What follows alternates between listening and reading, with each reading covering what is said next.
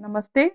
आज हम करेंगे कक्षा 10 का जो 5वां चैप्टर है उसको, जिसका नाम है समांतर श्रेणियां।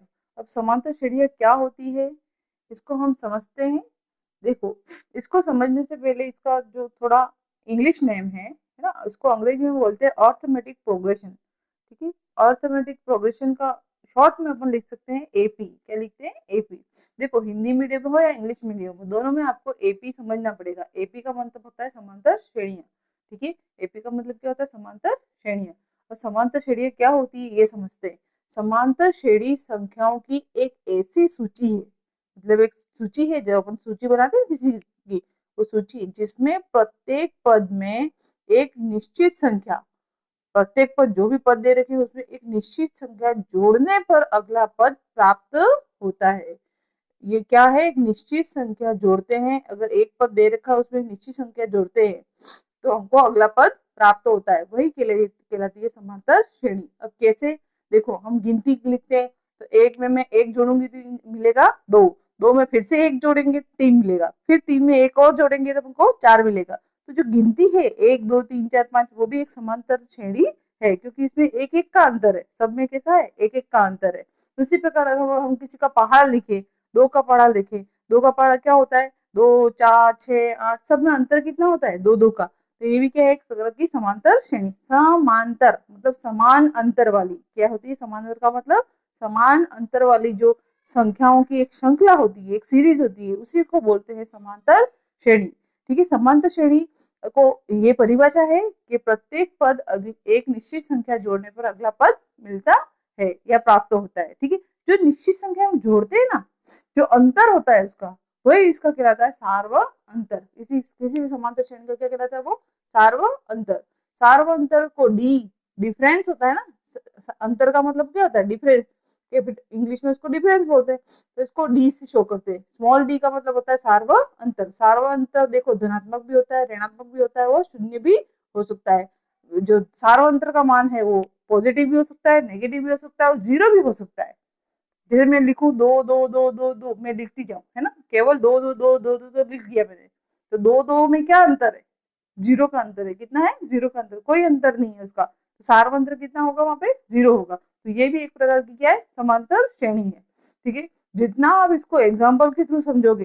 देखो देखो, दो 5 मिनट का वीडियो बनाती हूँ, 5 मिनट के वीडियो को आप अगर नहीं ध्यान से सुनते हो तो फिर आपको एकदम से कोई भी कॉन्सेप्ट क्लियर नहीं होगा। गणित में यही है कि आपको अच्छे से कॉन्सेप्ट क्लियर हो तो आप खुद से क्वेश्चन करोगे। मैं कोई एक्सरसाइज के क्वेश्चन नहीं कराने वाली। एक्सरसाइज में क्वेश्चन आप खुद करोगे, मैं उस टाइप से आपसे को एग्जांपल बताऊंगी कि हाँ इस टाइप से करते हैं। ठीक है, तो आप देखो, निश्चित संख्या जो होती है उसको क्या कहते हैं? सार्व अंतर कहते हैं। उसको क्या बोलते हैं? सार्व अंतर, और डी से शो करते हैं।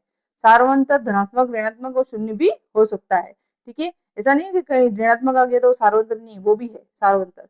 देखो, अब कोई एपी होता है, कोई उसमें समांतर श्रेणी है, उसमें जो पहला पद होता है उसको बोलते हैं ए से। इसको किससे शो करते हैं? ए से शो करते हैं। किससे शो करेंगे? ए से शो करेंगे।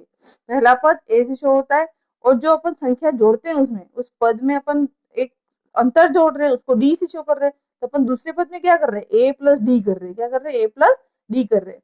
अब ए प्लस डी करते अपन को दूसरा पद मिला। उसी प्रकार से देखो, ये अंतर जोड़ा, किसमें जोड़ा? पहले पद में। पहले पद में हमने एक निश्चित संख्या को जोड़ा जो डी है, उसको जोड़ा तो अपन को दूसरा पद मिला। पहले पद में अपन ने देखो एपी ऐसे बना, पहला पद जो ए है वो, ए में डी जोड़ा तो दूसरा पद बना। ये दूसरे पद में फिर से डी जोड़ना, जो अंतर है वो सार्वंतर क्या है? फिक्स रखना है। फिर से डी जोड़ा, मतलब दूसरा पद तो ए प्लस डी है, ए प्लस डी में फिर से डी जोड़ा तो तीसरा पद मिला। इस पूरे वाले तीसरे पद में फिर से अपन ने डी जोड़ा तो चौथा पद मिला। ये कौन सा हुआ? फोर्थ हुआ। ये क्या हुआ? थर्ड हुआ। और ये क्या हुआ? सेकंड हुआ। ठीक है, इसको अपन ऐसे लिख सकते हैं, एपी क्या होगा? पहला पद होगा ए, दूसरा पद होगा ए प्लस डी, तीसरा प्लस होगा पद होगा ए प्लस टू डी। दो बार डी है तो ये क्या हो गया? टू डी हो गया। तीसरा पद क्या होगा? चौथा पद क्या होगा? ए प्लस तीन बार डी है तो ये तीन डी। देखो, ए पहला पद हुआ ए, दूसरा पद हुआ ए प्लस डी, तीसरा पद हुआ ए प्लस टू डी, चौथा पद हुआ ए प्लस थ्री डी। वैसे ही आगे आगे के पद चलते जाएंगे। ठीक है, देखो, जो पहला पद होता है, जो उसको पद पद जो होता है ना, पद उसको इंग्लिश में बोलते हैं टर्म। क्या बोलते हैं? टर्म। तो इसको टी से शो करते हैं। टी से किससे करेंगे? T one T two T three ऐसे। या अपन A1 A2 A3 भी, ये भी पद को शो करता है, A1 A2 A3, और T1 T2 T3 क्या करता है, पद को शो करता है। जो पहला पद है उसको A1 बोलते हैं, दूसरे को A2 बोलते हैं, तीसरे को A3 बोलते हैं। ऐसे 10वां पद होगा तो A10 बोलेंगे, है ना। कोई भी नंबर होगा उसका ये नंबर लगाएंगे, इस तरह से पद निकले। और जो ये पद अपन ज्ञात कर रहे हैं, निकल रहे हैं, वो कैसे आ रहे हैं? अगर मेरे को दूसरा पद ज्ञात करना था तो मैंने ए में एक डी जोड़ा था। कितना जोड़ा था? ए में एक डी। देखो पहला पद हर जगह है। जब मेरे को तीसरा पद ज्ञात करना था, ए में दो डी जोड़ा था, मतलब तीसरा ज्ञात करना था, लेकिन जोड़ा कितना? दो डी। किसमें? पहले पद में। ठीक है, उसी तरह से मेरे को अगर ए 10 निकालना है, क्या निकालना है? ए 10 निकालना है, तो 10वां पद ज्ञात करना है, तो मैं ए प्लस 9 डी कर रही हूँ। क्या कर रही हूँ? ए प्लस 9 डी। मतलब यहाँ पे जो है वो एक कम है। जितने डी अपन जोड़ रहे हो क्या है, जो जितना पद है उससे एक कम है। जैसे 10वां पद निकाल रहे तो अपन 9 डी जोड़ रहे हैं, 11वां निकालेंगे 10 डी जोड़ेंगे, 12वां निकालेंगे तो 11 डी जोड़ेंगे। किसमें? पहले पद में। पहले पद में जोड़, तो ऐसे ऐसे अपन को पद मिलते जाएंगे। ये होती है एपी। ठीक है, यही होती है अपनी एपी। अब एपी को समझने के लिए तो कुछ तरह के क्वेश्चन में अभ्यास करवा रही हूँ, उसको समझो आप। जैसे ये एक अभ्यास प्रश्न है, यदि आपको दे रखा है ए दे रखा है 4 और डी दे रखा है 2, तो एपी ज्ञात करो। इसका एपी क्या होगा? ए का मतलब क्या होता है? प्रथम पद। क्या होता है? पहला पद। पहला पद जो भी एपी का होता है वो क्या कहलाता है? ए कहलाता है। ए को क्या है? 4 है। डी मतलब सार्वअंतर, जो अंतर है वो कितना है? 2 है। अपन को एपी ज्ञात करना है, तो पहला पद क्या है? ए ही लिखेंगे। दूसरा पद क्या है? ए प्लस डी, तो दूसरा पद ये होगा। तीसरा पद क्या होगा? ए प्लस 2 डी। चौथा पद अगर निकालना हो तो ए प्लस 3 डी। पांचवा निकाला तो ए प्लस 4 डी। ऐसे चलता रहेगा आगे, है ना। तो पहला पद एपी कैसे बना अपना? ए मतलब 4 लिखा, फिर डी। दूसरा पद क्या होगा? 4 प्लस 2, है ना। ए में अपन ने क्या जोड़ा? 2 जोड़ा, है ना। तो कितना है ये? 6 हो गया। 4 प्लस 2 डी, तो डी जो है उसमें 2 का गुणा करके जोड़ा, तो ये कितना हो गया? 8 हो गया। तो अपनी एपी क्या मिली? 4 6 8, फिर आगे और ऐसे ही बनती जाएगी। इस तरह से हम किसी भी कोई भी संख्या दे रखी हो, पहला पद दे रखा हो, सारा अंतर दे रखा हो, तो हम क्या ज्ञात कर सकते हैं? एपी ज्ञात कर सकते हैं।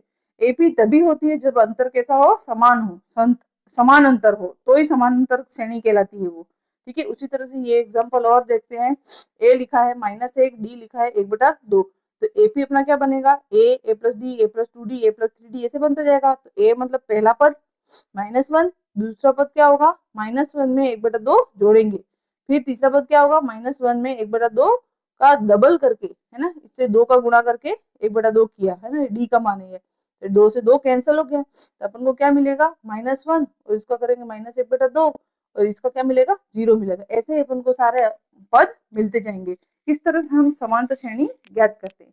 समांतर श्रेणी का सीधा एक ही माइंड में रखो, समान अंतर, मतलब जिन संख्याओं के बीच में एक जैसा अंतर हो वही समांतर श्रेणी कहलाती है, वरना दूसरी नहीं कहलाती है। समांतर श्रेणी को दिमाग में रखना है तो यही रखना है केवल। ठीक है, थैंक यू। आप लोग पढ़ नहीं रहे हो, पढ़ो अच्छे से। आपकी 10th बोर्ड है, और हम इतनी मेहनत क्यों कर रहे हैं? क्योंकि आप ट्यूशन नहीं करवा सकते। ट्यूशन नहीं करवा सकते हो इसलिए मैंने इतनी मेहनत की है कि मैं कहीं से बच्चों को कहीं तो कुछ दे दूं, है ना। तो प्लीज आप पढ़िए और अच्छे से